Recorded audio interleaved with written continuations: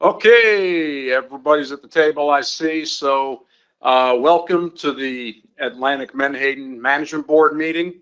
The meeting is now called to order. The meeting is being chaired by John Clark, the Administrative Commissioner from Delaware. I'm joined up here at the front table by our advisory panel chair, Megan Lapp, and also from Atlantic States Marine Fisheries Commission, we have James Boyle, who's the FMP coordinator, and Katie Drew, the stock assessment scientist for Atlantic Menhaden. Online, we have our technical committee chair, Caitlin Craig, and we have our law enforcement committee chair, David Bailey. And Tony told me we have several commissioners online, so I will throw it over to her. Again, I apologize if I leave anybody out. It's never on purpose. We have Steve Train from Maine. We have Drew Mankiewicz from Virginia. We have Brian Turner from North Carolina, and Malcolm Rose from South Carolina, Spud Woodward from Georgia, and Emerson Hasbrook from New York, and Joe Gresco from Connecticut. I think that's everybody. We got a full table and a full online contingent. That's great. Okay, let's move right on to the, oh, excuse me. We have a hand up from Joe Grist. Joe? Just to double check, I believe you have JJ Miner online as well from Virginia. Very possible. I mean, I'm double checking to make sure he's there. Do you see him? He's on the list. Yeah. Yes, he is. Thank you. Okay, I think that takes care of all the online commissioners. We'll move on to the consent agenda, consent items. Is there any revisions to the agenda? Seeing none, the agenda is approved as written. Are there any revisions to the proceedings from the October 2025 meeting? Okay, seeing none, the proceedings are approved. We'll move on to agenda item 3, public comment. Once again, this is for comment on items that are not on the agenda. Those of you who wish to comment to items on the agenda, we hope we will have enough time to take some public comments at that point. But if anybody has comments they would like to make that are not on the agenda, please come to the public microphone, state your name. If you have an affiliation, state that, and then please make your comment and you'll have, can I have a show of hands? How many people would like to make public comments for, okay, we have 1, 2, 3, 4. Oh, there's one online. Oh, 2 minutes. Okay. Okay, we've got 6 people and that would like to make public comments, and we are going to give you 2 minutes apiece. Thank you. So please push the red button, or push the button until it turns red, and please proceed. It's on now? Okay. Thank you. Hi, I'm Roberta Kellum from the Eastern Shore of Virginia, and I've been coming here frequently to just keep reminding you about the Osprey situation and the connection to the Menhaden. I hadn't mentioned this before, but my husband actually was on the Atlantic States Marine Fisheries Commission for Virginia several years ago, and he will be your boat captain if you would like to come to the Eastern Shore this spring, April and May. April, see all the osprey nests and see the thriving situation, and then in May when everything's desecrated and starving to death. That being said, I wanted to make a couple of comments about the study that I saw. I just read about you getting federal funding to do additional studying on the Menhaden in the Chesapeake Bay, and there were a couple of points I would really hope that you'll include or involve an osprey scientist at the level of expertise of Professor Brian Watts, somebody of that caliber, and really understand the relationship between the Menhaden and the osprey and the life cycle and whatnot. And the other thing that I would hope that you can start looking at restoration of the Menhaden population in the bay, because it's clear that it used to be a lot higher. The landings were a lot more, and I think that just having this bare minimum of sustainability is we deserve more than that. The ecosystem deserves more, and the public deserves more. Thank you. Thank you, Ms. Kellum. Next up from the audience, if one of you would just walk right up to the public microphone, state your name and affiliation, and start your comment. Good afternoon, Chairman, members of the board. Thank you for the opportunity to speak. Before I get started, I would like to invite. Please state your name, sir, and your affiliation. Okay, affiliation. I'm a charter boat captain. I have a representation of folks here with Bay Alliance Defenders, Bay Defenders Alliance. All right. John Goodman. Sorry, I'm not really a big public speaker, so I apologize. No problem. Just go right ahead. I would like to invite anyone here who would like to visit the Rappahannock River or the Chesapeake Bay to see firsthand what we're dealing with. There's definitely a problem. So again, my name's John Goodman. I am a United States Coast Guard captain, licensed captain, and my livelihood, along with many other commercial watermen, charter boat operators, and small waterfront businesses, depend directly on the Chesapeake Bay and its shared marine resources. I want to speak plainly about a structural issue and how this fishery is being managed in my perspective. The framework currently being used is assessed to manage the Atlantic Menhaden was designed for coastwide management across the Atlantic states. Unfortunately, the assessment does not have a capability to examine discrete Chesapeake Bay needs or the impacts that industrial menhaden harvest currently is having. Without this science, which has been repeatedly blocked by the reduction industry, menhaden management should be far more conservative minded in this estuary, and that because the services are crucial in the Chesapeake as a nursery. We're having issues with striped bass. We're having issues with menhaden themselves not being present like we're used to seeing. And there are many other species that I feel and many others feel that are in danger. I do not understand why the nursery system, with a fundamental difference between ecology functions and risk profiles, is being counted as the same as open water fishing, particularly when the Commonwealth has acknowledged that current assessment models cannot independently evaluate menhaden or significantly within the Chesapeake Bay. Mr. Goodman, will you please wrap it up? Thank you. There's also a serious data gap that must be acknowledged. Reduction fishery data and catch compositions are largely self-reported with no independent third-party observation programs overseeing the Chesapeake Bay.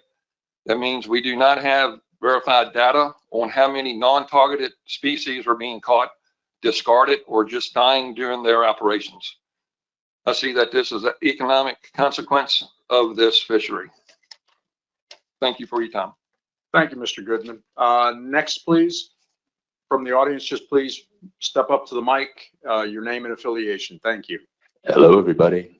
My name is Remy Moncrief, and I'm with the National Audubon Society. I'm Marine Conservation Policy Manager for the National Audubon Society. And over the last several years, there's been this conscientious debate about menhaden or Chesapeake Bay, the health of the bay, and everything in between. Audubon has maintained that proactive and preventative fisheries management is key towards maintaining the health of the bay. That's just been consistent. However, last year, the technical committee recommended a 50% reduction in the total allocated catch for the coastline. And however, instead of adopting that 50% reduction, a 20% reduction, which is less than half of what was recommended, was adopted. As we move into the future, you're going to keep seeing concerned citizens, as we've seen before me and we'll see after, advocating for menhaden, for forage fish, and for ecological reference points that recommend the best available science. And just adopting the recommendations of committees like the technical committee are key towards maintaining the health of Chesapeake Bay. So just keep that in consideration and just know that everyone here is as concerned or more concerned about the bay than I am. And they're just here on their own volunteer time trying to defend what they believe is the livelihood. And I know that hearing these concerns over and over and over again can get tiring. And I know that hearing these concerns can get political, conscientious, and quite frankly, don't know who's right, who's wrong, but also know that everyone here just wants what's best for the Bay, for their small businesses, for their boats, for their livelihoods, for nature, for birds, and for everyone involved. Again, just keeping the science as important as possible, and just when the science leads us in the direction, adopting it is going to be key to us now into the future to form a cohesive and conscientious environment for everybody. Thanks. Thank you, Mr. Moncrief. Next up, do we have anybody else from the audience? Here we go. Once again, just state your name and affiliation and begin your comment.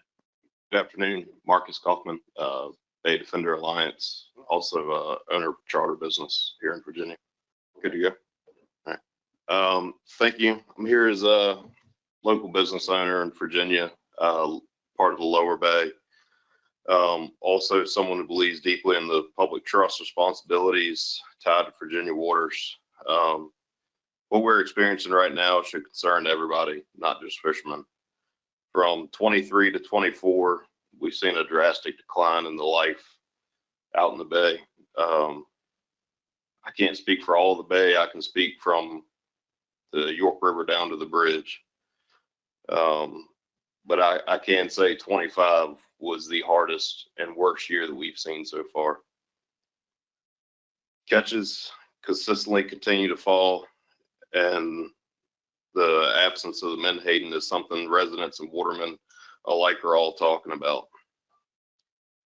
These are public waters. When they decline, the consequences are public. Commercial watermen are seeing it. Charter operators are seeing it. Waterfront communities are seeing it. And when people who live and work on the water all say the same thing, it deserves some urgent attention. This has already begun to translate into an economic downturn for Bay and coastal communities, lost trips, lost income, growing uncertainty about the future. Stewardship means acting before damage becomes irreversible. From where we stand on the water, that moment is now. Thank you. Thank you, Mr. Kaufman. Is there anybody else in the audience that would like to make a public comment on items not on the agenda? Yes, sir. Come right up to the microphone, state your name and affiliation, and then just begin your comment. Thanks. Good afternoon. My name is Norman MacArthur from Richmond, Virginia, and I'm here representing the Bay Defenders Alliance. Really, all of my friends here that have spoken to you this afternoon. But more importantly, I'm also here representing my 4 young sons under 10 years old who enjoy fishing. Some of my information is anecdotal, but I just want to get this out here to you folks who are the decision makers. You know, I own property in Lancaster County on the Rappahannock River, in the process of building a home there. And the Chesapeake Bay Act has a lot of hoops to jump through to build a home on the water. And as a private citizen, it's my responsibility to follow all the rules and the regulations, and I understand why. These were put there because people before me didn't make good choices, and they led to a lot of things that have potentially led to the demise of the Chesapeake Bay. And so I would urge this board to take the comments of all the folks that are here today discussing the overfishing of Menhaden and the need for more scientific research on the reduction fishing that is occurring in the Chesapeake Bay and the Rappahannock to heart, and understand that this is something ecologically that could be irreversible if it's not addressed here in the near future. So I appreciate you giving me the time and the opportunity today. And certainly this is something that is important to a lot of folks, and I'm sure that's why you're all here as well. So thank you very much. Thank you, Mr. MacArthur. Was that the last commenter from the audience? Oh, we have another one. Please come right up to the microphone, sir, and state your name and affiliation and just begin your comment. Good afternoon. My name is Tyree Smith. I'm a 3rd generation commercial waterman on the Rappahannock River, also Chesapeake Bay. I wanted to come up and just state the fact that in my lifetime of crabbing on the Rappahannock River, I watched a huge decline in multiple species. And I would urge the board to know that we're talking about fish that is on the lower part of the food chain. So that fish is not just affecting the catch of that fish is not just affecting itself, as other species that depend on it. And the bay needs all those fish to come in and do their part. So if we knock out the Menhaden population gets too low as it is now, you stop getting your filter fish, which also filter the water and clean up the bay. And the bay is a big contributor to the whole East Coast. A lot of our fish migrate and they do things up and down the coast. So I urge you all to also realize that the Chesapeake Bay is a nursery. A lot of fish are in their early stages born there and depend on being in that area to make it to their mature level to go up the East Coast and do everything. So that's just what I wanted to shine light on, and I appreciate y'all hearing. Thank you. Thank you, Mr. Smith. Are there any other comments from the audience? Yes, sir. Right to the mic, state your name and affiliation and begin your comment. My name is Ed Garlich Jr. I'm from Richmond. I'm here to support the Bay Defenders Alliance. A lot of these guys are my friends, and their livelihood is dependent upon the natural resources in the bay. I'm here to address the management of the Atlantic Menhaden within Virginia waters and the Chesapeake Bay, which function as a primary nursery of the Atlantic coast. As reflected in the Commission's 2025 assessment materials, Atlantic Menhaden are currently assessed and managed as a single coastwide stock. The Commission has also acknowledged that existing assessment models cannot provide quantitative estimates of abundance, depletion, or sufficiency at smaller spatial scales, including within the Chesapeake Bay. As a result, the current framework does not allow the board to determine whether Menhaden availability within the bay is adequate to support predator demand during critical life stages. The Chesapeake Bay differs materially from offshore systems. It is a shallow, self-reliant, and ecologically sensitive body of water. Fishing activity within the bay is inherently dependent upon its tributaries, and localized impacts cannot be assumed to average out at the coast-wide level. While the Chesapeake Bay reduction fishery cap has served as a precautionary measure, it is based on historical landings rather than ecological thresholds or forage demand. The board has also identified concerns related to the timing and concentration of fishing effort and its interaction with other fisheries within the bay. This creates a management mismatch in which coast-wide reference points are used to guide decisions in a nursery system that cannot be evaluated independently within the current assessment framework. To address this mismatch, I respectfully recommend the Commission establish a mandatory Chesapeake Bay buffer for industrial menhaden reduction fishing, recognized at the Commission level and implemented through state action. Such a buffer would align offshore designated fishing practices with offshore environments and reduce concentrated ecological risk within a nursery. This would not constitute a prohibition on the fishery. Please wrap it up, Mr. Garlich. Sure thing. But a spatial management boundary consistent with ecosystem-based principles and the Commission's responsibility to prevent localized depletion. Once again, I appreciate everybody's time and listening to me. I hope these comments help you make some good decisions, and thank you for your time. Thank you, Mr. Garlich. And is there anybody else in the audience? Okay, not seeing any more hands. We have at least one online, correct? Okay, and that is Mr. Tom Lilly. Please make your, well, we've just said your name, Tom, so we got that covered.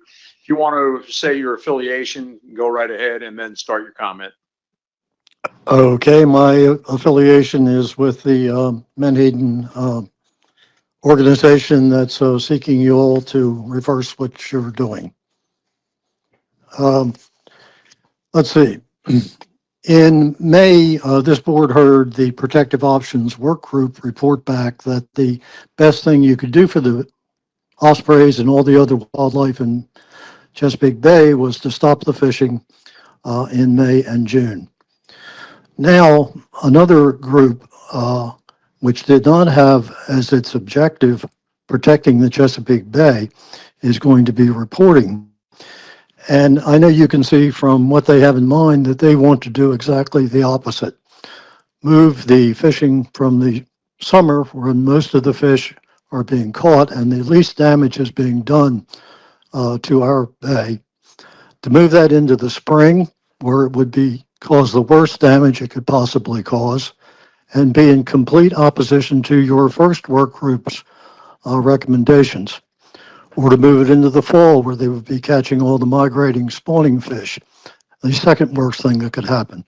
So what do? You have two work groups that have reached 180-degree opposite conclusions. If you just adopt what the second group says, you will be leaving all the great recommendations of the first group on the table.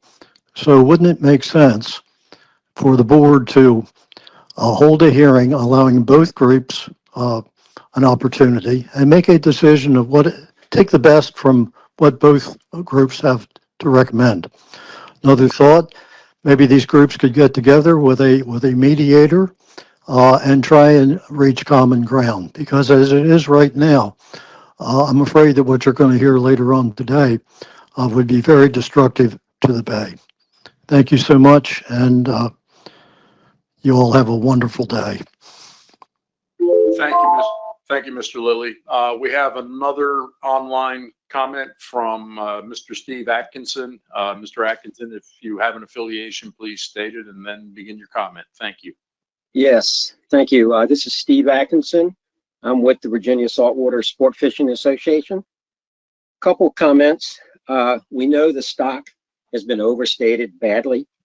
We know that your own ERP science suggested the need for a 54% decrease in the TAC. And we know that the industry has been blocking funding for a Menhaden study for at least 3 years now. So I just want to encourage the board. You've heard a number of good comments here. I want to encourage the board to act and lower the bay cap by at least 50%. I think that's necessary to protect what's going on in the Chesapeake Bay. I'd also like to note that the industry sometimes claims that if you pass this regulation or that regulation, that they will be out of business. If you look back at the industry's harvest in the bay over the last decade, you will note that in 3 years, 3 of those years over the last 10, they have only caught about 50% of their bay cap. Let me just say that again. They've only hit about 50% of their bay cap in 3 of the last 10 years. And as far as I know, they're certainly not out of business, and they certainly didn't lay off any employees during those years. So I think the idea that if you were to pass a significant reduction in the bay cap, the idea that somehow that's going to put them out of business honestly makes no sense whatsoever. So I just encourage the commission to act. I appreciate you taking the time to hear these comments. And it's been a long time, and I know there's discussion about more science. I don't think the Bay can wait another 5 or more years to gain additional science. We really encourage you to act now. Thank you very much. Thank you, Mr. Atkinson. That concludes our public comments. Many thanks to our commenters on behalf of the board. We greatly appreciate you taking the time to come up here to address us. And with that, we will move on to our next agenda item, which is progress update on development of draft addendum 2 for public comment. I'm going to turn it over to James Boyle. Thank you, Mr. Chair. So at the annual meeting in October, the board initiated draft addendum 2 to develop options to distribute the Chesapeake Bay reduction fishery cap more evenly throughout the fishing season and to reduce the bay cap by up to 50%. The PDT met 4 times in December and January, but due to a delay in gaining access to confidential data, the PDT was unable to complete the analyses necessary for the quota periods portion of this assignment in time for this meeting. The memo and supplemental material summarizes the PDT's work and seeks the board's guidance to aid the PDT in continuing the development of the draft addendum. So in the memo is a draft statement of the problem for the first portion, the quota periods, that looks to capture the board discussion in initiating this action. In particular, the statement highlights the delayed harvest in the bay in recent years and how that coincides with significant declines in pound net bait fisheries throughout the bay. Based on statements from the board, the PET is analyzing options that divide the bay cap into 3, 4, and 5 quota periods, with no individual quota period exceeding 1/3 of the total bay cap. However, the board also requested options that would shift harvest later in the season to protect Menhaden's ingress into the bay. So the PET notes that if it is to develop options that delay harvest that may require some quota periods to receive more than 1/3 of the bay cap, and or could be involve periods of differing lengths or different sizes. So this is a truncated version of Table 1 in the PET memo for visibility on the slide and also to approximate the range of the reduction fishing season, which starts on the first Monday in May and ends on the third Friday in November. On the right, you'll see the average proportion of annual landings reached by the reduction in pound net bait fisheries by each week of the year, with some 2026 dates that serve as an example of where those weeks fall on the calendar. The landings are averaged from 2018 to 2024 to represent the time period since Amendment 3 set the cap at its current level of 51,000 metric tons. In the middle are what quota periods could look like to distribute the reduction harvest in equal proportions in 3, 4, and 5 quota periods. The PDT notes the logistical difficulty in monitoring quota effectively over short periods due to the lag time in reporting and processing that data, and recommends removing the 5-period option, where you can see periods in the column as short as 3 to 4 weeks. So in working on these issues, the PDT developed 3 questions for feedback, and I'll have a slide with all the questions at the end of the presentation so we can view them before the board begins their discussion.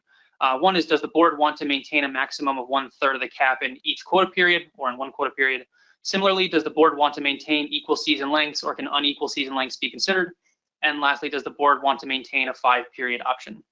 Additionally, the PDT is considering developing several options regarding in-season rollover and overages. Thank you. Regarding rollover, the range of options the PDT has discussed include no rollover, a proportional rollover where the unused portion is divided equally between the remaining quota periods, and a delayed rollover, which shifts any unused quota to the last quota period. And then for overages, the PDT is considering a full pound-for-pound payback in the subsequent quota period, and also a full payback distributed equally throughout the remaining quota periods. So for this topic, the PDT developed the questions. First, if the board chooses to maintain the stipulation that no period may exceed 1/3 of the cap, does that limit include rollover, if rollover is to be allowed? And second, are there any other additions or subtractions to the range of options the board would like considered? So the board did not previously provide any guidance on rollovers or overages for this topic, and so the PDT put these together to consider what would the full range of possibilities be. So they're of course open to more board direction on what the board would like to see in that topic. The second portion of the memo focuses on the reduction in the bay cap and includes a statement of the problem that references the precautionary nature of the cap, its current level, and the intention of the board to reduce it by up to 50% in response to cuts to the coast-wide TAC. Once the options are included in the draft addendum, the board will, as a note, have the ability to choose anywhere within the range of options, but for analysis and public consideration, the PDT has drafted 5 options between the status quo, which is not listed in the memo, is implied, and the requested maximum cut of 50%. So those options include a cut of 10%, 20%, 30%, and finally 50%. The 10% option may be adjusted during analysis and represents a smaller cut that may result in a larger reduction in the cap depending on the board's decisions regarding quota periods and rollover. So if the board does not allow for rollover between quota periods and a period is under harvested, then the unharvested portion may act as an additional reduction in the cap. The 20% option matches the latest cut to the coast-wide TAC. The 30% option creates an additional buffer to account for the uncertainty of Menhaden's abundance within the bay, and the 50% cut being the most conservative measure requested by the board. During PDT discussions, the PDT did note that a mechanism to revise the bay cap based on changes to the TAC may be useful. The PDT also recognizes that the board already discussed this topic at the annual meeting, but it did come up during our discussions of specific options. So on the slide here will be a summary of the PDT's questions for all the topics, and I'm happy to take any questions or further direction from the board. Thank you.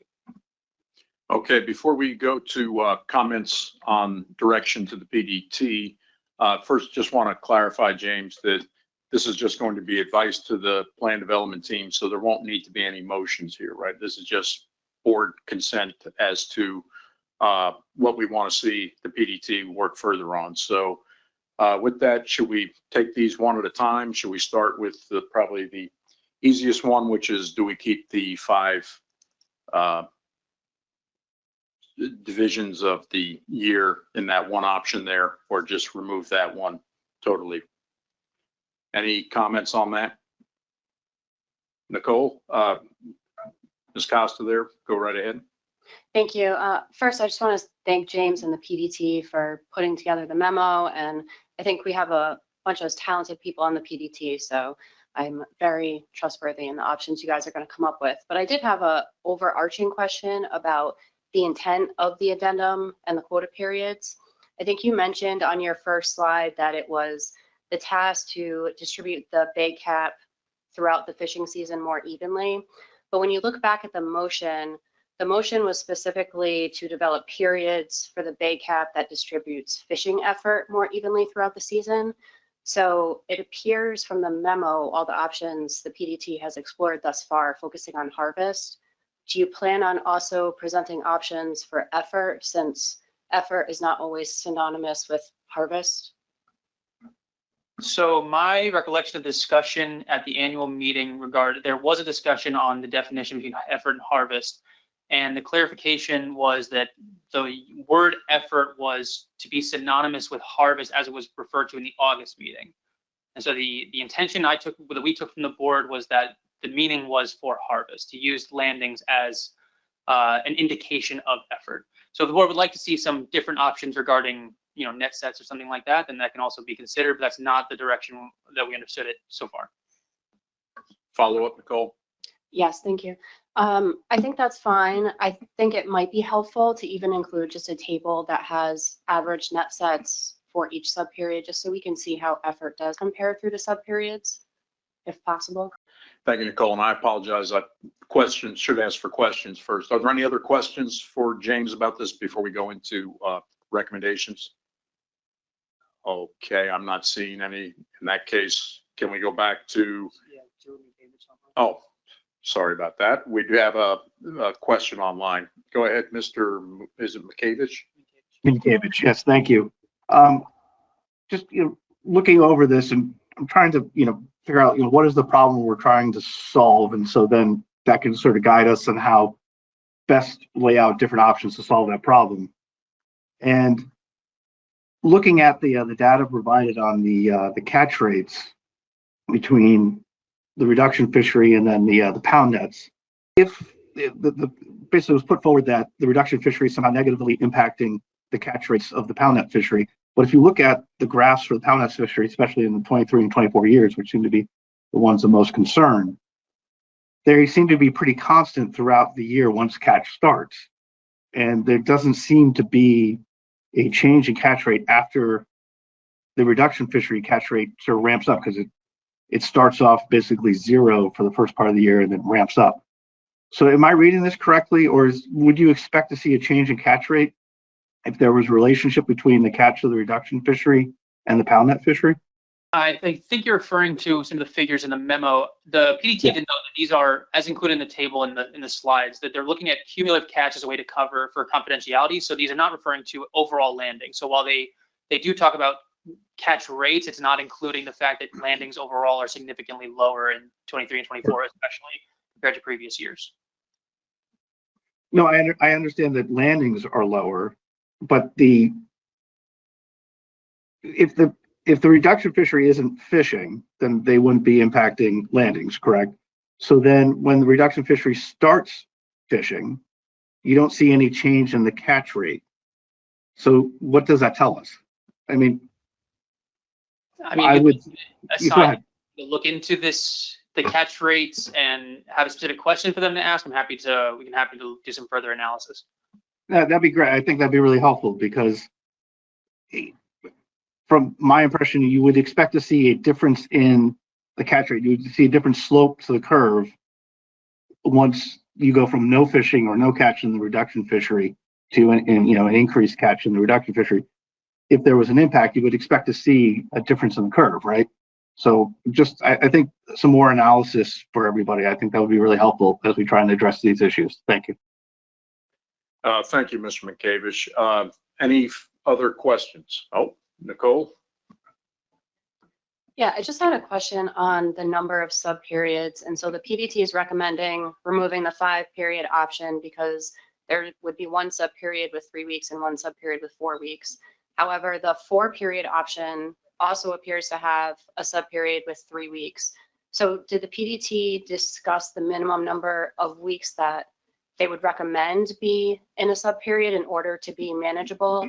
And I guess we would have to consider the quota reporting from the states, which I think at the minimum level for Virginia is they're doing daily reporting, but submitting reports weekly. So would it be 4 weeks is enough or 5 weeks?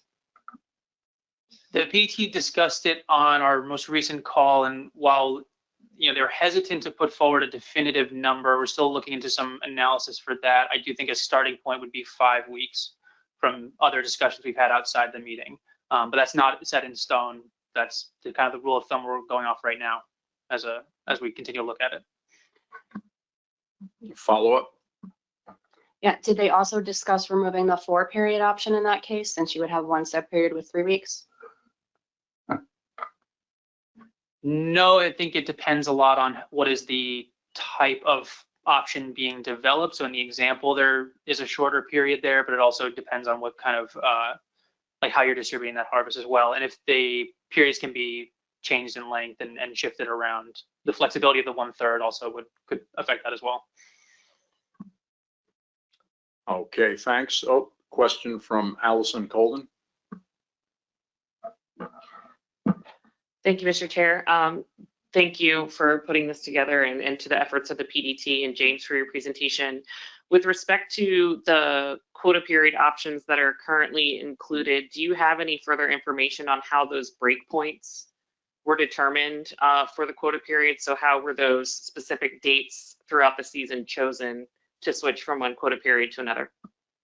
So those represent equal or as close as possible within a week, equal distribution of harvest. So for the 3-period option, that would be, the first period would be 1/3 of reduction harvest, the second period would be the second third of reduction harvest on the average from 2018 to 2024, and then the last period being the last third, and then 20%.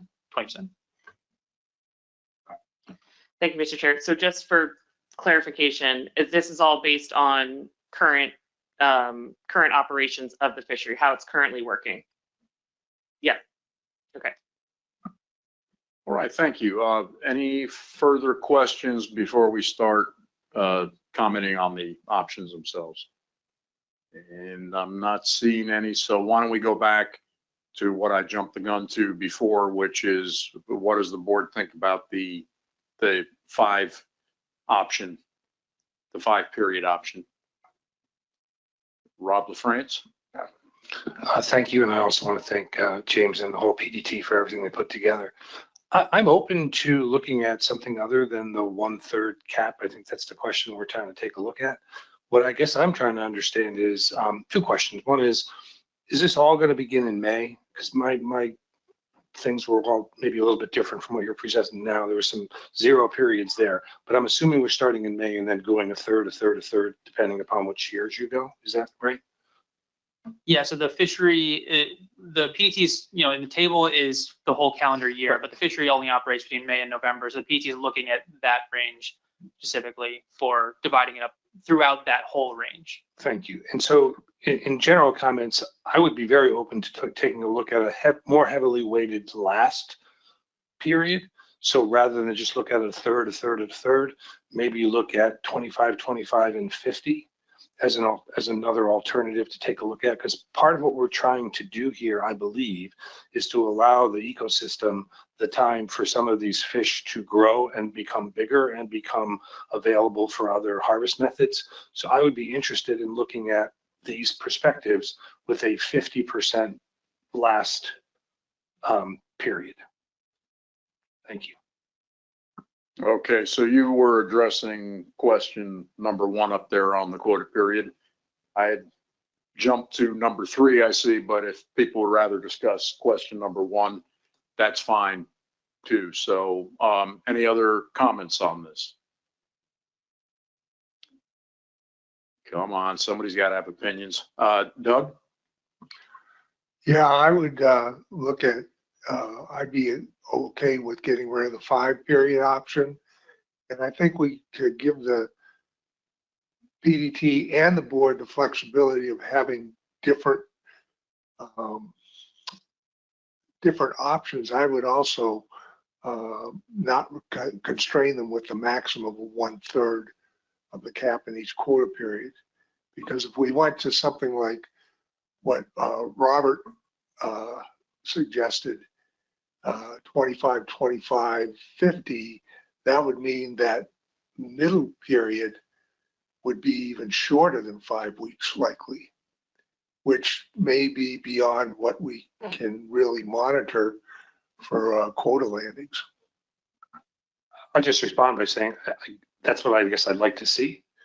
That's I'm trying to get a better feel for the fact that rather than a third, and what that turns out to, I'd like to look at other options, right? And if it turns out that that's a problem, we'll at least know that, but the PDT can give us alternatives other than the third. And my 20, 25, 25, 25, 25, 25, 50 was just one example of that. So that, for clarity, I hope was clear that I'm looking for alternatives within that, not for the PDT to be constrained by a third. We got it, Rob. Thanks. Yeah, Joe Grist.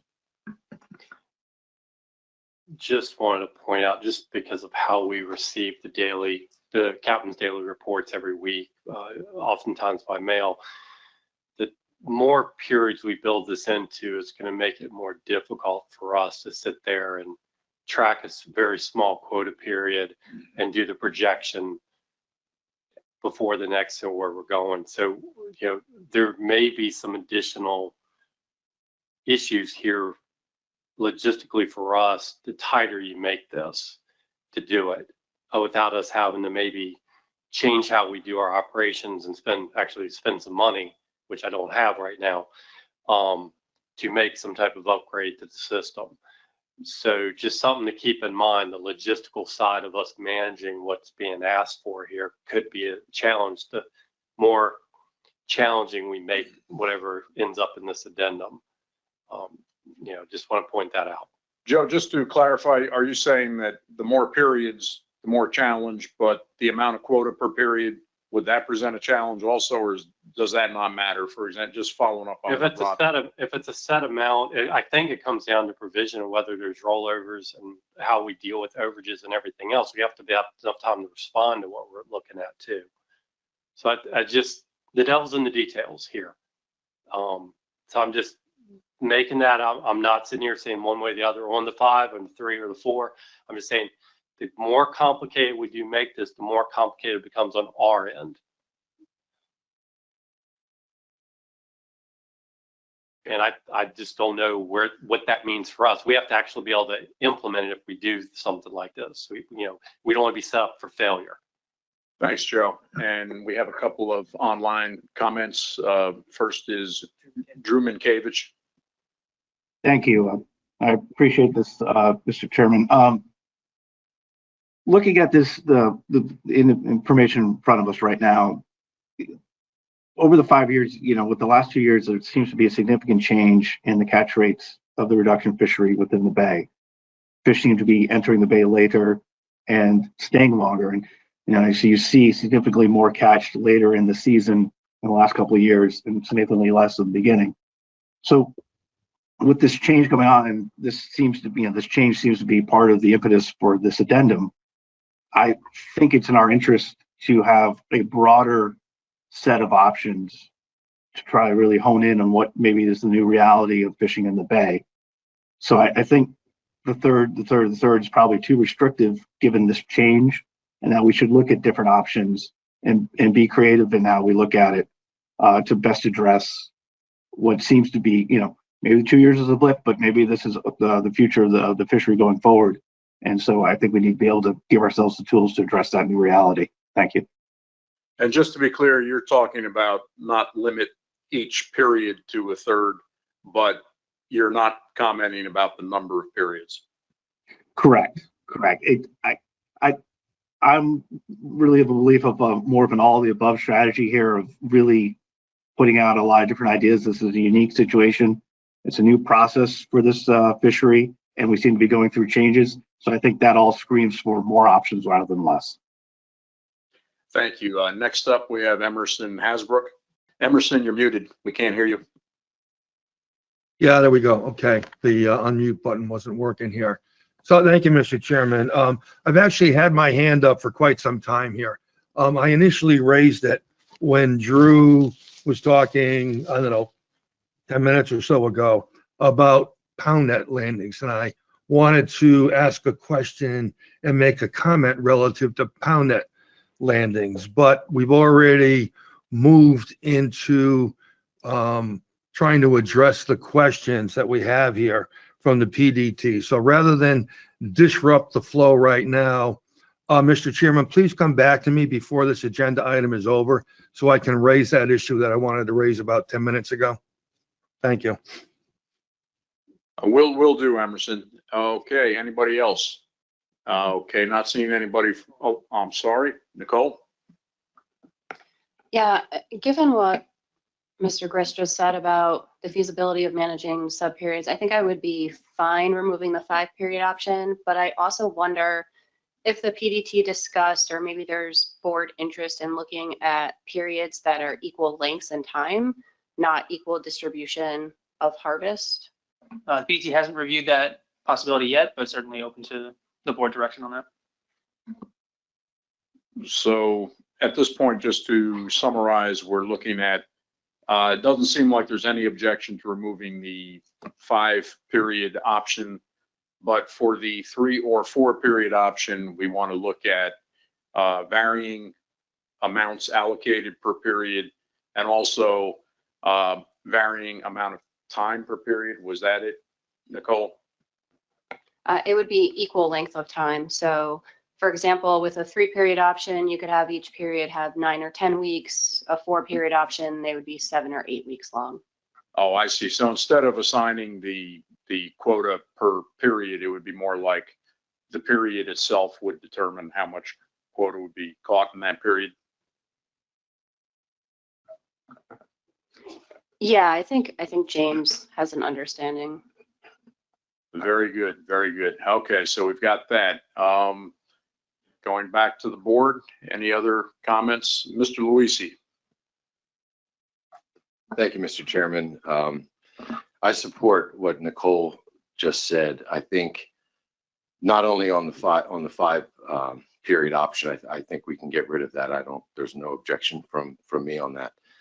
Looking at the way that the periods are in the document now, and that the first one that we're looking at, which is the 3-period option, if that's reflective of the current state of when those fish are caught, and you have some periods that are long and some periods that are short, to me, it doesn't address the need to take the time periods that are the hot spots or the focal point of when that fishery is being prosecuted and spreading it out over time. So in my opinion, that first option, that 3-period option, isn't doing anything to spread out catch over time, especially if there are rollovers that we'll have a discussion about at some point. But I do agree that if we were to establish consistent 9 or 10 week periods for the entirety of the season, and then use the 1/3, 1/3, 1/3 approach within that type of setup, that we would be essentially taking what right now is a 6-week quota period in the summer, which is a critical point in time for the bay. It takes that 6 weeks, takes that 1/3 of the quota that has been caught during that time in recent years, and spreads it out into 10 weeks, so that the local depletion of and the effort that's going in at that time then gets diffused into more time. And so I agree. I think that that's something that the PDT should develop and work on. And if I know you're not working on we're doing consensus right now, but if we get to the point where we need a motion, I'd be happy to make a motion about that. Thanks, John. Thanks, Mike. No, we don't need motions, and we're just looking for advice right now that the board agrees to. And I think everybody's been pretty much in agreement with what we've got so far. we're still working on these first two questions. Is there any further comment here? And I believe Emerson wanted to come back in on this one if there are no further comments. And I'm not seeing any around the board. So Emerson, why don't you go ahead again? You're muted, Emerson. Yeah, for some reason, every time I go to unmute, it doesn't unmute right away. I guess a delay from being unmuted on your end and on my end. So what I wanted to briefly discuss here is, James, there was a graphic in the PDT memo that showed pound net landings over time. Do you have that available? I don't have it in the slides, but I do have the memo open to see what you're referring to. Okay. So can you share that on the screen or no? It's going to take us a minute, but we'll get it up there, Emerson, if you want to start talking about it. Okay, it'd be easier to talk about it, I guess, if it's on the screen. But what I wanted to mention, and I'm mentioning it now, because it's in the PDT memo, is that if you took the inshore bay pound net landings for New York, as well as the inshore bay beach seine landings for both for Menhaden, and overlaid it on that graphic you have for Chesapeake Bay pound nets for the different states, it would correlate quite well. Yeah, if you overlaid the New York pound net and beach seine bait fishery over that graphic, starting in the 2021-22 timeline, when we were up at around 4 million pounds in New York, and now we're down to less than 500,000 pounds, it would overlay perfectly on that graphic. And again, I'm raising the issue now because it's in the PDT memo. So I think something else is going on here. I mean, it certainly may be related to the reduction fishery in the Chesapeake, but this issue goes beyond the Chesapeake. And, you know, I'm going to raise it in the agenda item in a little while here on the TC presentation on environmental issues. But I just wanted to kind of cue it up here because this graphic was in the PDT memo. So just keep that in mind. I'm going to raise the issue here in a couple minutes again. Thank you. Okay, thank you, Emerson. And back to the table here, and I see Allison Colden. Thank you, Mr. Chair. I had another comment that was more related to the statement of the problem for this portion of the PDT memo. So I was wondering if I could share that at this point, since it wasn't related to the question. Sure. Okay, thanks. So Emerson actually set it up pretty well. The PDT does show pound net landings as well as reduction fishery landings. And then obviously table 1, which we've been looking at with respect to development of these quota periods, shows cumulative harvest over time. What I think is missing here, which was really, you know, part of the discussion at the last meeting that kicked off this addendum, is the catch per unit effort information that was included in the Chesapeake Bay Work Group report, which obviously, since we have that information, I think is more informative than the cumulative landings on their own or the harvest, the catch on its own. So I did think the statement of the problem was a little bit light on the bait fishery side and the description of some of the CPUE data that we reviewed at the last meeting. So I'd love that that could be expounded upon in the next draft of the memo. But I'd also, you know, suggest that we include some of that information in addition to or in place of things that are just looking at catch alone or effort alone, because I think it's more informative. Similarly, you know, we're looking at cumulative landings, but what is not reflected there is the quota attainment. And that has been what has been absolutely abysmal for our pound net fisheries, not just in Maryland, but also with PRFC in Virginia, which is shown in that graph. And so I think it tells a more holistic picture if we can add a little bit more of those data pieces in there in the background and statement of the problem. Thank you, Mr. Chair. Thank you, Allison. So this would be in addition, the PDT would include this in the next memo. Any document would have the CPUE and the attainment of quota. Okay. Anybody else have comments? So for the PDT on this issue, okay, we have online Drew Makavich. Go right ahead, Mr. Makavich. Thank you. I would also ask that the PDT include historical numbers of pound net fishery participants. I believe that's publicly available information, because I think we need to get the whole picture. So it would be interesting to see just how many pound nets are being tended to, how many people are participating in the fishery as well. Thank you.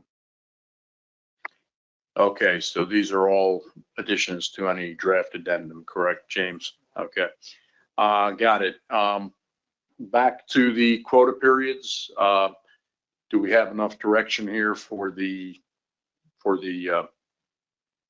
PDT? Or, well, actually part of this is, yeah, we can move on then to overages and rollovers. Okay, so now let's move on to the last two questions there, the overages and the rollovers. What is the will of the board on this one? Any hands? Okay, Rob LaFrance. Yeah, thank you. I do want to see an additional question that I don't think was added in. I think it's in, we're talking in the right section now, is when you take a look at, I'm just getting to the portion of the memo, talking about overages and paybacks. The PDT considering option for overage, how it should be paid back in the event the fishery exceeds the sub-allocation. You have payback, but you don't have an option for no payback. So I guess my point would be is if you were over in a particular period, I'd like to see the option of that. Just if you're over, you've lost that from the allocation. You don't get that back. I guess that would really be more in the in the overage section. So I would like to see that option considered. If you go over in the period that you're there, you lose that allocation. That's what I would like to see. What do you mean lose? I guess like the payback would mean like in the next period you'd have less. It would come out of the next period's quota. But I guess what you're talking about is deducting it, and you're deducting it from the next period's quota. Maybe I'm misunderstanding. Right. So the payback would be if you go over in this period, then you pay. The board could say then you'll pay it back in the next period or the next two periods.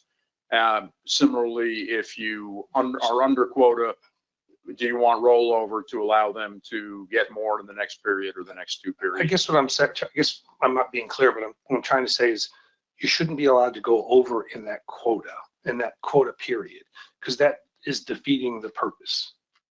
Right. Well, I mean, that's why there's going to be sub quotas, but as we know, at times quotas do get exceeded for various reasons. So that's why we're asking whether it should be payback or rollover. Nicola Meserve.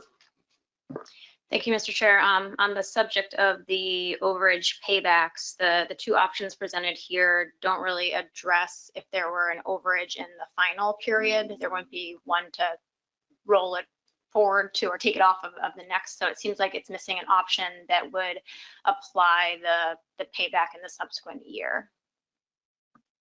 Would you like to suggest that we add that so that should be added to the PDT direction? And Dave, did I see your hand? Thank you, Mr. Chairman. I would think if there's an overage, you apply it to the remaining periods equally. Maybe and Nicole can correct this if it's wrong. I think that's the process that we use in the state of Rhode Island. And as far as overages, I think that's separate, entirely separate issue. As just has been pointed out, we need to discuss that. So. Okay, so just to clarify, you're saying if there's overage in period 1, for example, then you take an equal amount out of periods 2 and 3 if there were 3 periods. Okay, just want to be clear on that. Any other comments? Joe Grist and then Megan Ware. Thank you, Mr. Chairman. Just to clarify, we already have in regulations about payback of the bay cap. If there is any overage in a year, they have to pay back in the next year. That's already in our regulations. That's pretty standard. So they just can't have an overage and not have to pay it back. They have to pay it back the next year. So Joe, that would, in this case, then if they were over if the overage was in the last period of the year, it would be taken off the first period in the next year. Well, we're managing both you're talking about the management of both basically sectors and then overall into the season. And the overall into the season is the ultimate overage. So if there was an overall overage at the end of the year, it's gonna have to come back out from the next year. No, I get that. I think the point was just wanted to make sure that would happen, and so what you're saying is it will happen. So yeah, it's already in our regulations. We don't need to belabor that point now. Yeah. Okay, and Megan, you're up, and then Allison. Thanks. I'm wondering if James could maybe just provide a little more color to the PDT conversation on rollovers and overages, because my sense is rollovers to the subsequent period or paybacks in the subsequent period allow for more bunching of landings as opposed to trying to spread that out equally, if that's the goal of the addendum. Yeah, I understand that concern. I think mostly the PT just was, since there was no board direction, was just trying to think of all the different possibilities and put them out there for the board to consider and remove if some didn't seem to fit the intention of the addendum. Yeah, I'll offer, I think the combination of options here could result in a situation where you could actually bunch quota quite easily into one period versus another. And that may be something for the PDT to consider in terms of how these options can be paired together. Did you want to suggest something, Megan, something to be taken out or something to be considered on the, just ask them to look at the bunching possibility? I think it's more the combination of options. So I don't have anything to take out at this point, but just raising that as a concern. Okay, great, thanks. Allison? Thank you, Mr. Chair. And I realize this may be a violation since you just said we don't want to belabor this point, but I think it's important to clarify to clarify Nicola's suggestion and then the response from Joe, because I think we're talking about two different things. Obviously, the FMP includes the stipulation that there's no rollovers for an overage of the overall bay cap from year to year. But I believe, and please correct me if I'm wrong, Nicola, but what you were suggesting is that within the final quota period, if there is an overage, regardless of whether or not there's a total overall overage of the bay cap, that last period quota overage would be taken off the front side of the following year. So I think there were two different discussions happening with respect to the regulations and perhaps what I thought was being suggested. Oh, I see what you're saying. So in other words, like periods 1 and 2 were under, but period 3 was over, and then that would be taken off. So in that case, there would be no rollovers, but an overage in the final period would still count as an overage that would have to be accounted for in the following year. Got it. Okay. Further comments, suggestions? Nicole?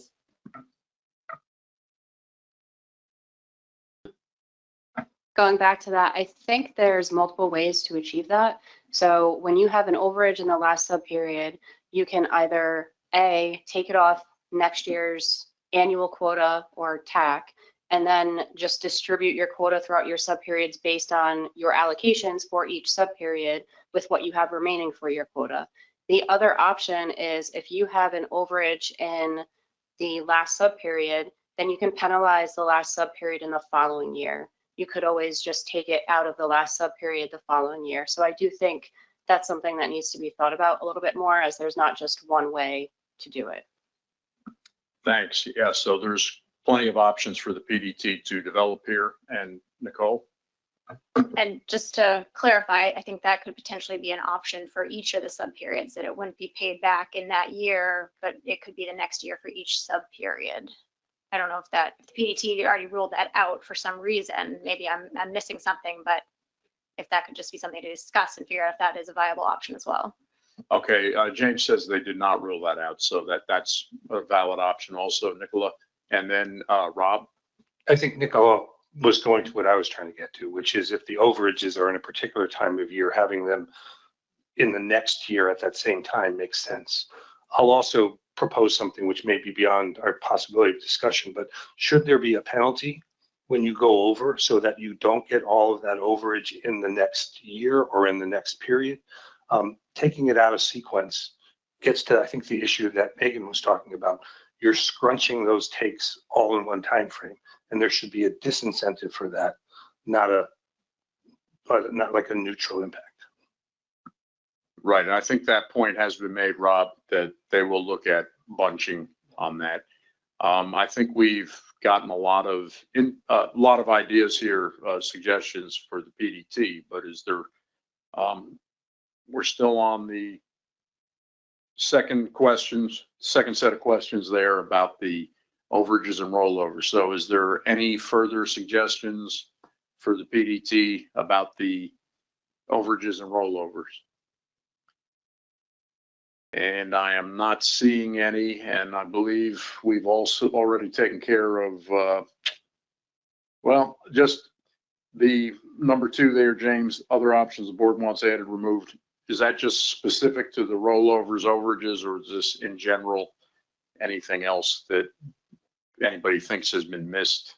I mean, in the option certainly, package? and it was referring to the overs and rollovers, although we've gotten a lot of feedback here that's really helpful. But I certainly, if there's anything else remaining for other options, also happy to hear that, including for the percentages as well, if they want to see further options for analysis. But the PDT figured the 10 to 50 divisions was sufficient. Okay, so I guess in that case, we can move on to the Bay Cap reduction options. Okay, that was a question though, right? Was whether we wanted to retain all the Bay Cap reduction options or to remove a couple of them. I think they went from 10 to 50% reductions. So just looking to the board, any thoughts about the Bay Cap reductions? Okay, seeing none, we'll just keep in all the options that were in the PDT memo. And was it okay? Well, the timing. Okay, well, James has corrected me. We have covered it all. So before we leave this agenda item, I just want to ask for one final chance to make comment, and Rob LaFrance. I do think there was some discussion at the beginning of this about whether or not we wanted to talk about the relationship that when the coastwide cap TAC is reduced, whether that would also have sort of a relationship with the Bay Cap. So I just raised that because I thought it was part of the conversation. I am also interested because right now the Bay Cap is independent of the coast cap. And I guess we'll be looking at that in the options because we'll have a 20% reduction in the Bay Cap as an option. But, tethering those together into future TAC reductions is something I think we should at least be considering. Is that something that requires more than just a single addendum? Yeah, it was definitely something it was the PDT had talked about. As we talked about the PDT, it was something that the board had discussed and voted down at the last meeting, but it is something the board could, if they were interested in bringing it back again, that is certainly a possibility. The PDT thought it would be efficient in some ways, especially considering the time it takes to implement a new Bay Cap through the addendum process, to have it set in some other fashion that was quicker or tied to the cap or tied to the TAC in some way.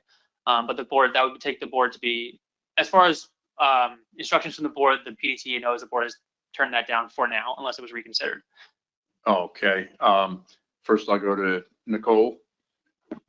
Yeah, just a process question. Since the board voted that down at the last meeting, is that something that would require a motion with 2/3 to revisit? No, it would not be 2/3. It's a new meeting and was not final action. Just to refresh, the reason that we didn't pursue that was because linking the two would go back to the amendment. Was that what was the? I'd have to go back into the minutes and unless James remembers what the rationale was for why, but Lynn provided a rationale, I believe.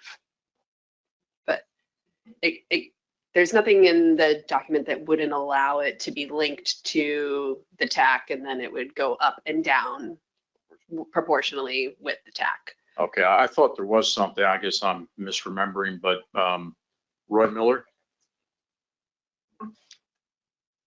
Thank you, Mr. Chair. Can you clarify for me what relationship there is, of any, to reductions in the Bay Cap with regard to the coastwide cap? In other words,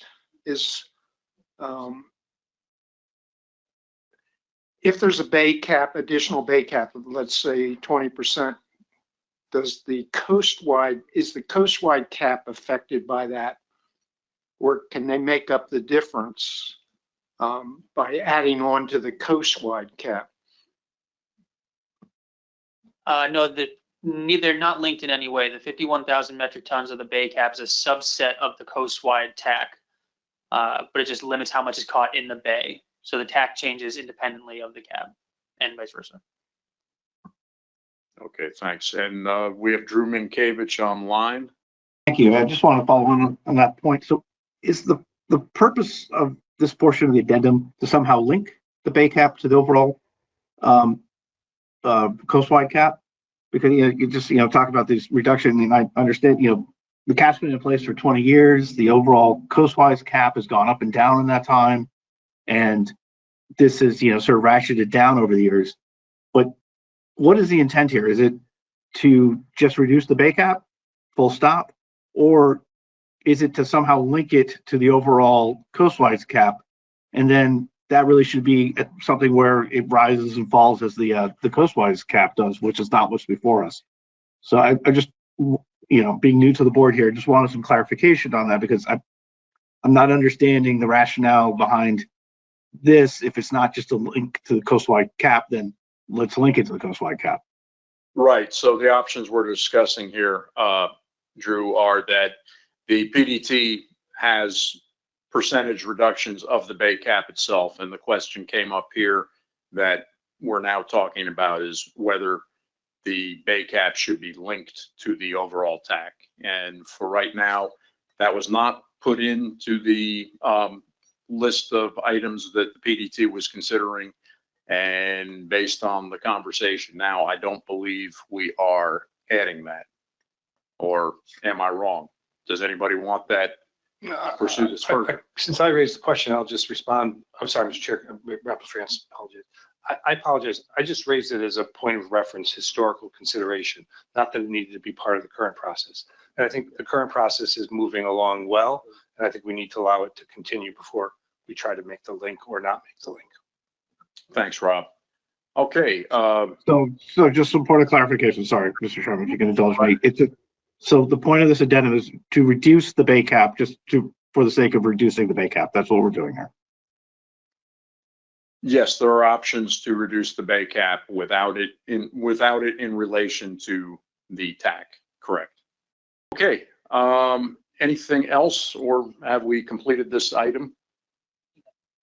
It looks like we have completed this item. Okay. Thanks everybody for the good discussion of that. Now we move on to item number 5, which is the advisory panel report on 2025 single species and ecological reference point stock assessments. And Megan Lapp, the chair of the advisory panel, will be giving us a report on that. So take it away, Megan. Thank you, Mr. Chair.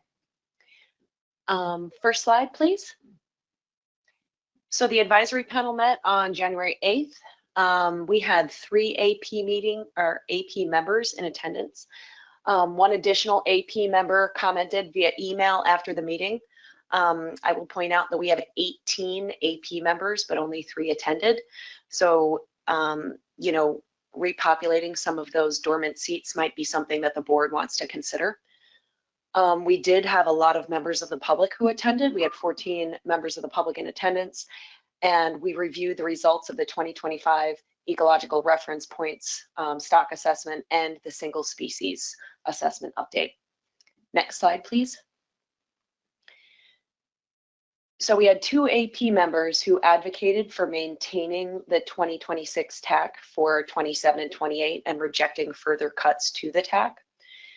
One AP member recommended that for the next ERP benchmark assessment, a multi-species statistical catch-at-age model would be considered as an alternative to the current MICE model. One AP member noted that none of the surveys included in the assessment occurred north of Rhode Island, but observed increased availability of Menhaden in Massachusetts, kind of suggesting that the biomass is larger than what the assessment is considering, and advocated for reallocation of quota to the New England states, citing bait needs, while supporting the ecosystem model. No motions were made for lack of a quorum. Next slide, please. We had 6 public comments. There was general support for preventing future cuts to the TAC. We had general support from the public for considering reallocation to New England states, particularly Maine, raising the bait issues there. And there was also public concern that the surveys used in the assessment don't occur north of Rhode Island, and most of the public commenters came from Maine, and they said that there is a lot of fish in that region. They also raised concerns regarding lack of coastwide and or state quota utilization. There was some discussion about that. And so, I suggested that if we do have another AP meeting on, anything to do with reallocation, it would be useful to have that data in front of us so that it isn't just folks kind of making allegations, but we actually have some numbers that we can discuss. And that was basically it. Next slide. I'm happy to take any questions from the board. Thank you, Megan. Any questions for Megan in the AP report? Nicola Meserve? Not a question, Mr. Chair, but a comment, if I may. I just wanted to support the advisory panel's request to look at the quota utilization trends and have a meeting prior to the board's October meeting when we'll have the reallocation revisit on our agenda. I think some advisory panel input would be helpful to that discussion. So thank you. Thanks, Nicola. Any further questions for Megan? Not seeing one. One of the comments that came up had to do with the methodology used in the multi-species assessment. Katie, would you be able to address that? Sure. The recommendation was to continue development of the multi-species statistical catch at age as opposed to the EWE model that we currently use. And I think the intent of the committee is to continue developing sort of supportive or alternative models as we go forward. We've struggled a little bit with the multi-species statistical catch at age in incorporating the true bottom-up effects of Menhaden on the predators and not just the effects of predators on Menhaden. So that's why it's never kind of been the final model to choose, but there's definitely some benefits to that model that if we can get this linkage more robustly developed, that we would certainly, consider that on the table as we go forward. I know we've been talking about it through the past several multi-species assessments. Is it getting closer, or is it still one of those so difficult that, like going to Mars, it's 5 years in the future? Right. So we've made progress, but I would say, yeah, it's not clear to us if we will have something that could pass peer review by the time we get to the next assessment, especially not something that fully incorporates the spatial dynamics that the board is interested in. So I think, we certainly understand the AP's interest in that, and we agree that there's benefits to that type of modeling framework. If we could get it to work, that would be beneficial down the line. So we'll continue to work on it, but I think we just want to maybe set expectations that it's definitely a real challenge for this system. We'll probably need a dedicated data center just to process all that. We don't have the electricity, sorry. Okay, next up then we have progress update on technical committee tasking on changing environmental conditions, and that is Technical Committee Chair Caitlin Craig. And Caitlin, are you ready to present? I think you're muted. Caitlin, can you raise your hand? Yeah, if you see her. Caitlin, you should be able to unmute yourself now. Okay, can you hear me now? Yes. Okay, great. All right, thank you, Mr. Chair. So today I will be discussing the progress of several tasks that were assigned to the TC by the board at prior meetings. Next slide, please. So the first of these tasks was to, one, evaluate the information available from NOAA's Ecosystem Dynamics and Assessment Branch and Chesapeake Bay Office and the Woods Hole Oceanographic Institution to evaluate the possible effect of cold water on the continental shelf on menhaden migration and migratory patterns, particularly in relation to the timing of osprey arrival, nesting, and breeding. And the second is to consider what role water temperature, dissolved oxygen levels, shoreline hardening, and other environmental factors play in the local abundance of menhaden and other forage species in the Chesapeake Bay. Next slide, please. So the TC met in early January, and we discussed several different avenues to take in pursuing this task, including a literature review, a correlation analysis, and a spatial distribution model. But upon weighing out the pros and cons of those three different approaches, the TC came to a consensus that at this time it makes the most sense to move forward with doing a review of the existing literature.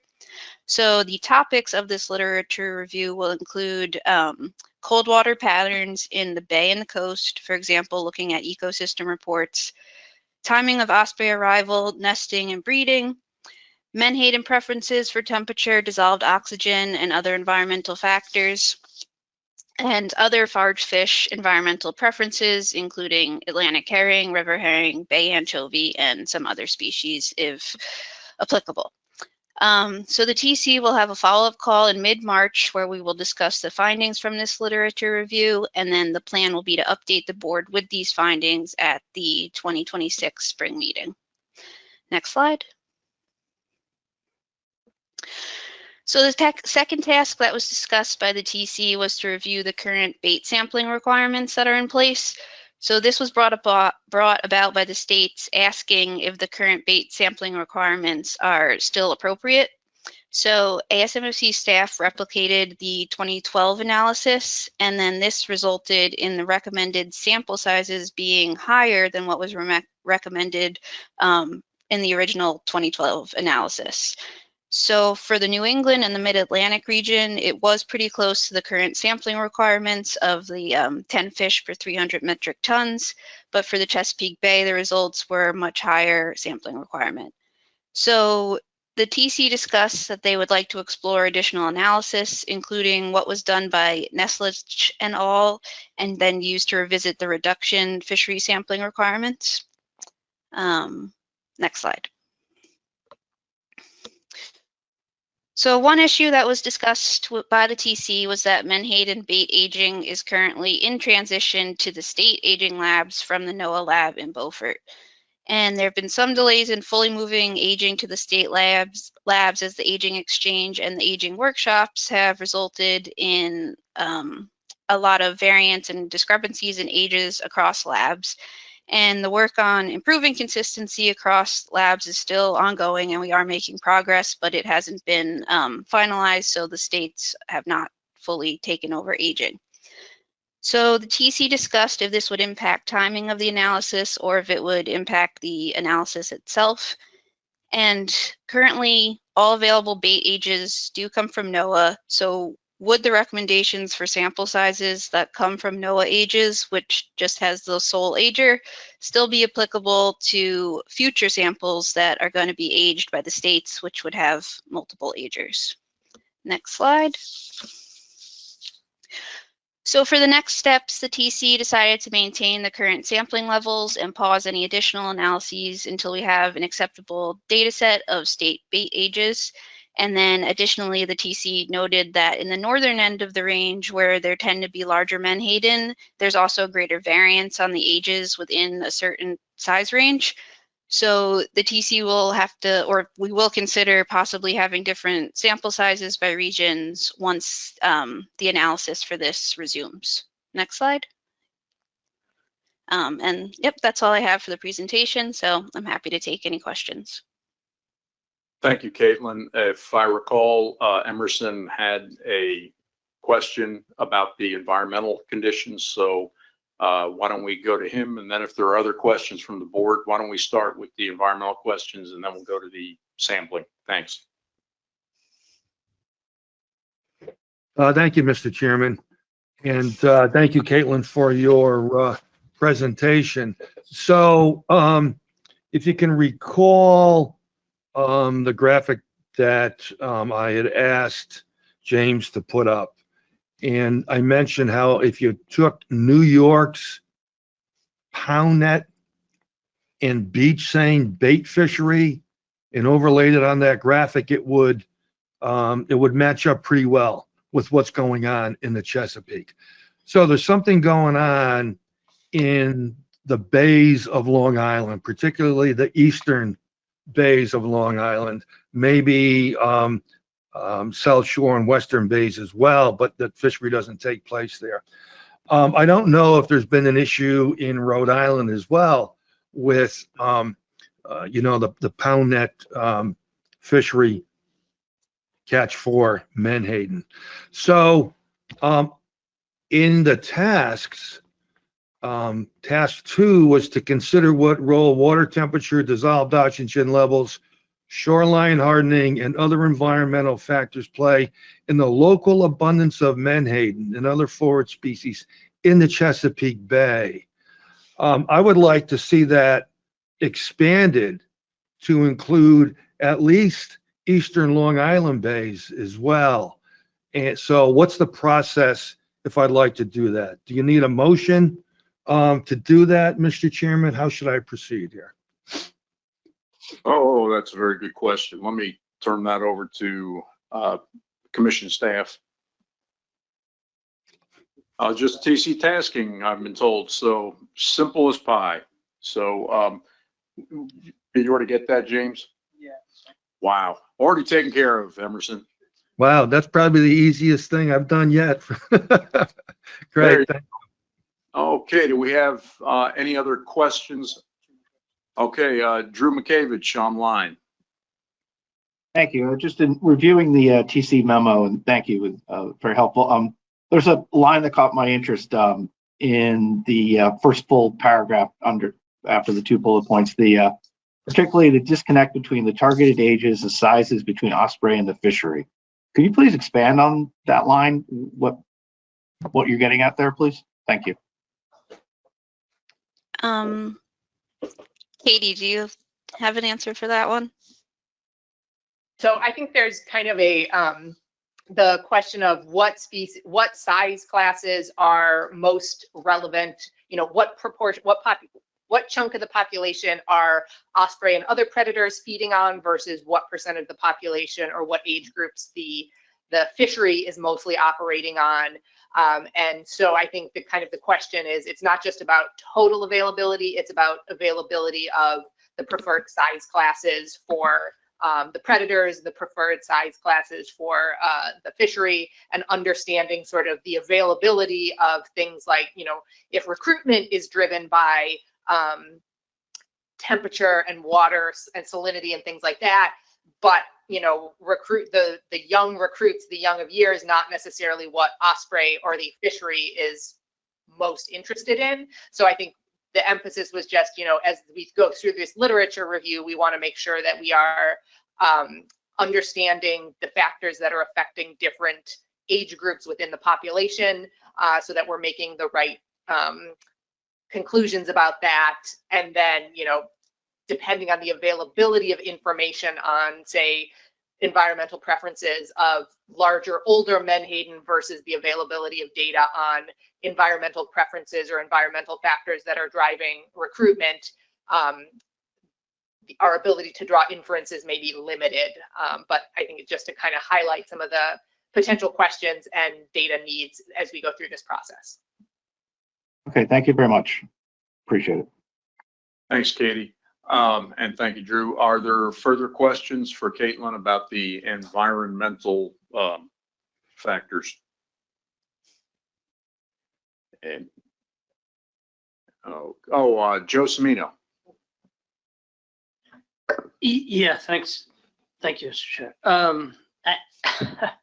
I think the TC has enough to deal with already. I just haven't heard any discussion. I think some recent work has come out about the changing SAV in the bay, particularly. But obviously this is a coastal issue of kind of a switch from eelgrass to widgeon grass and the productivity of that for species. And to me, it's more of an issue maybe for osprey, but I do think that I haven't heard anything about it, and I do think that that's also something that needs to be tracked. There's that I think that research suggested that there's greater than a 50% reduction in invertebrate biomass in those areas. So obviously that forage for other species becomes an issue. So I just think it's something for the TC to track as well. Thanks, Joe. Did you get all that, Caitlin? Yes. Okay, and we have a question from Craig Pugh. Go right ahead, Craig. The question is, after Joe's comment, locally we see a lot of changing of our grasses also. And I'm not really knowing what causes that, but the one thing I've watched build has been the Vibrio. Bacteria seems to have built year after year. I know it, in 2025 at the 4th of July, it was determined from Long Island to Rehoboth Beach, Delaware, Vibrio was detected along those coastlines. That's alarming to me. Impressive, but alarming as to what the impacts may be of those bacterial loads being dumped into all of our estuaries. And it seems like we're all guilty of that, whether it be Chesapeake, Hudson River, wherever. How does that impact the fecundity? How does that impact young in a year? To me, you would think if it's swimming around in that heavy bacterial load, it seems to be fertilizing the bottoms as we see it, then it's having some kind of large impact on a very big scale. I'm not sure how we approach this, but it is something that concerns me. Thank you. Thanks, Craig. And Caitlin, I assume you got that comment? Yep, I did. Thank you. Okay, anything further about the environmental conditions? Okay, not seeing any. Are there any questions about the bait sampling? I had one question, Caitlin. Did you say that NOAA only had one ager that did all their Menhaden aging? I believe, at least historically, I don't know if there was one more, but it's usually been one person, I believe. Please correct me if I'm wrong, anyone. It's been a while since I've aged, but I remember we always used to do duplicate, have at least two people age it to come to a conclusion about the age. Go right ahead, Nicole. I think at any given time, there was only a single ager, and historically there was one ager for a very long time, and Ethel, who many of us know. And then when Ethel retired, Amanda took over. So there's been two agers, but there weren't two agers at the same time.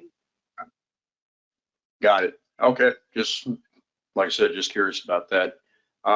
Any other questions about the aging or the number of samples that are being recommended?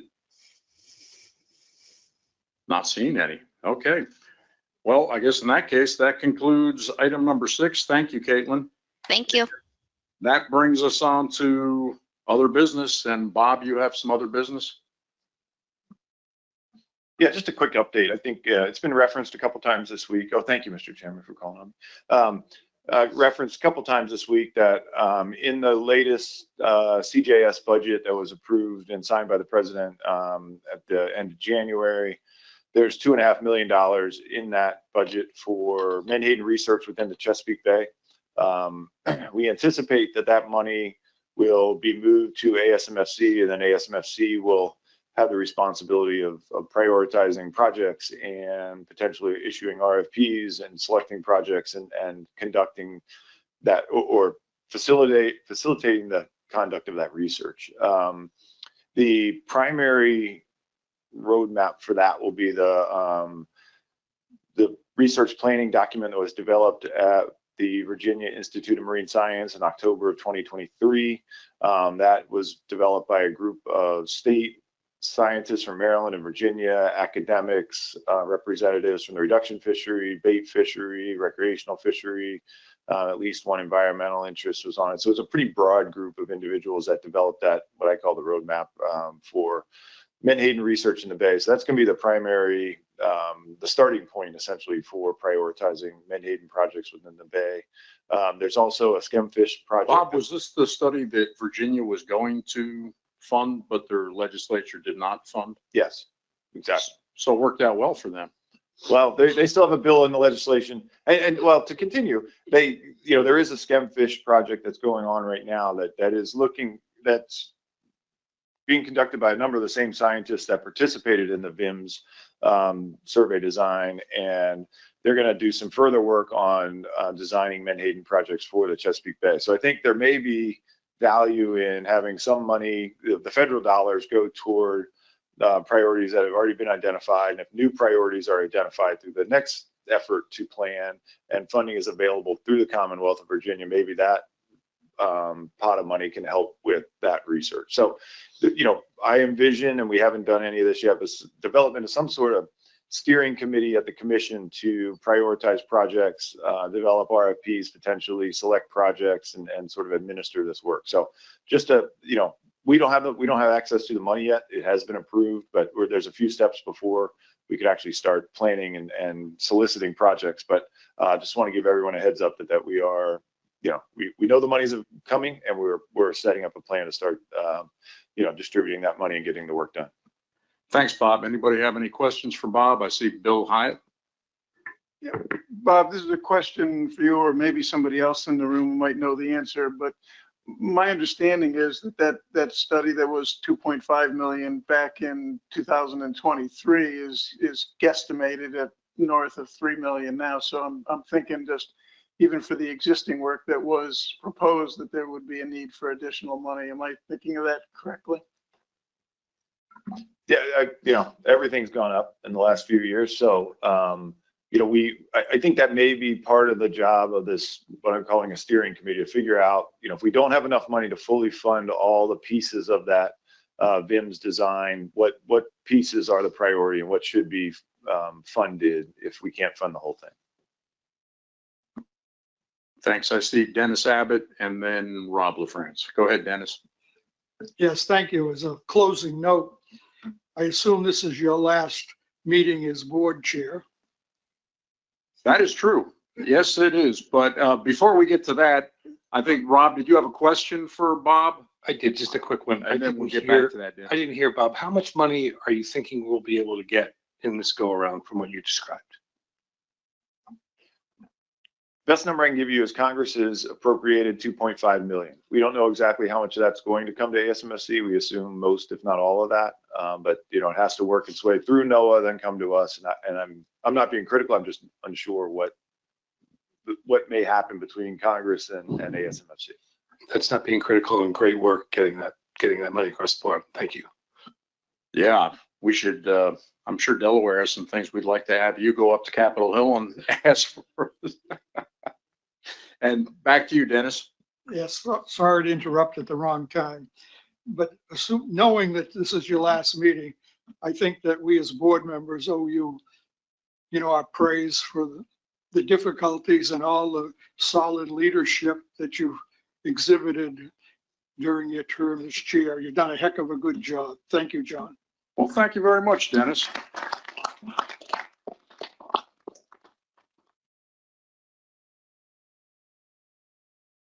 It's good to know that my semi-competent chairmanship here has been appreciated. I really appreciate the board and all the public that we've had come out to these meetings. It's really been a very interesting process, and I got to sit on all the working group meetings, and really just so much information out there about Menhaden, but still so much we don't know. And this process will certainly continue to be interesting. So thanks. Is there any other business to come before the board? And how do you like that? Not only are we done, but we're done early. And next meeting is all yours, Joe. I was going to say, who's the moron that decided to take that? Thanks, John. Appreciate it. Just before everyone gets up and runs away, we're going to start the Summer Flounder Cup Black Sea Bass meeting in about 15 minutes. So we'll get that started a little bit early and see if we can get done early.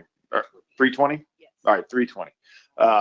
3:20 it is. And then but just also don't forget, this is the first coastwide board of the day. I want to remind everyone there's a card over kind of behind Mike Luisi where he's standing there for Mel Bell. If you haven't yet, please sign the card for Mel. He's still recovering. He's got a long way to go. He is doing better.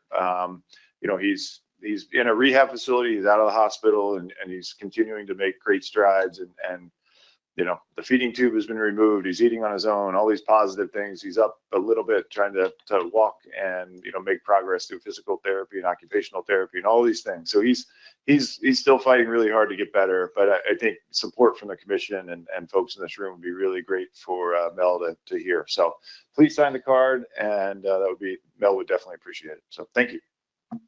Thank you, and we are adjourned.